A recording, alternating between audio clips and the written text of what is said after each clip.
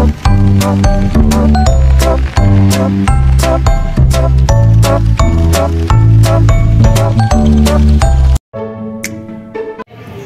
Arba'in An-Nawawi ke-9, menjauhi larangan dan melaksanakan perintah. Ma nahaitukum anhu fajtanibu wa ma amartukum bih fa'tu minhu mastata'tum fa innama ahlakal ladzina min qablikum kasratu masailihim wa ikhtilafuhum ala anbiya'ihim. Artinya, apa saja yang aku larang kepada kalian, maka tinggalkanlah, dan apa saja yang aku perintahkan kepada kalian, maka kerjakan semampu kalian. Sesungguhnya, yang membinasakan umat sebelum kalian adalah karena banyak-banyak pertanyaan mereka yang tidak berguna dan penentangan mereka terhadap nabi-nabi mereka. Hadis riwayat Bukhari dan Muslim.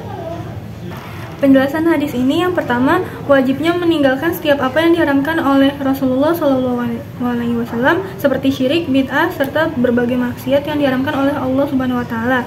Sedangkan larangan-larangan yang bersifat makruh maka masih boleh dilakukan dan tidak wajib untuk ditinggalkan. Namun alangkah baiknya jika seorang muslim bisa meninggalkan hal tersebut.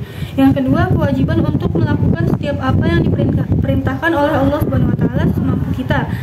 Jika mampu menjalankan sepenuhnya, maka jalankan sepenuhnya. Jika hanya mampu menjalankan sebagian, maka jalankan sebagian.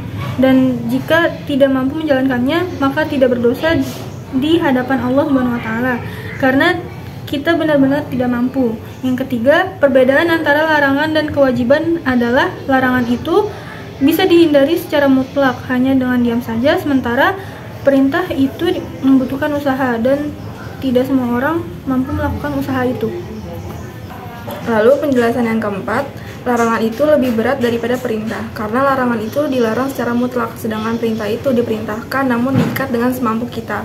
Oleh karenanya, orang yang taat dalam beragama maupun orang-orang yang bergemar bermaksiat sama-sama bisa melakukan amal kebaikan. Namun hanya orang-orang yang sungguh-sungguh dalam imannya yang mampu meninggalkan maksiat, dan meninggalkan larangan-larangan ini menurut para ulama lebih afdol daripada mengerjakan amalan-amalan sunnah.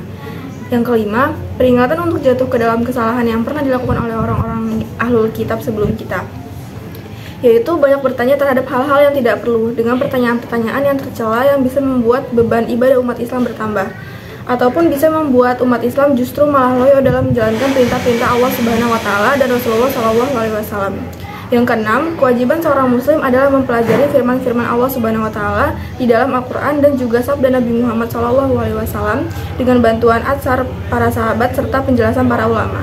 Tentunya dengan semangat mengamalkan, sehingga waktu akan menjadi berkah karena terhindar dari memikirkan pertanyaan-pertanyaan yang tercela yang membinasakan ahlul kitab pada zaman dahulu.